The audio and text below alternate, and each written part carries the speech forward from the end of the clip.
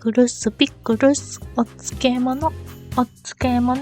おはようさんです。かままるです。漬物ってさ、美味しいけど作るのめんどくさくない？作るぞってなってできればその日に食べたくなるこままる。でも漬物なんやからつけなやんやから科学の力に頼り、最近よく作るその日に食べられる漬物を作っていこう思います。用意するもの、乳製品、乳酸菌飲料 110g。 今回こままるはヤクルト1000を使いました。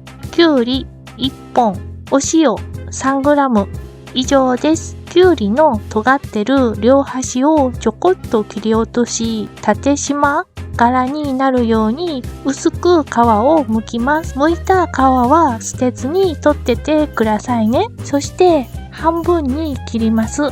密封されてる袋や壺にきゅうりと乳酸菌飲料を冷蔵庫で12時間ほど放置し出来上がりです。だから朝作って帰ってきたら出来上がってるの。ぜひ作ってみてください。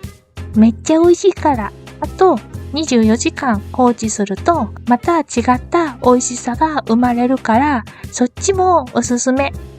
見てくれてありがとう。また次の動画で会えたら嬉しいね。じゃあまたね。ご飯。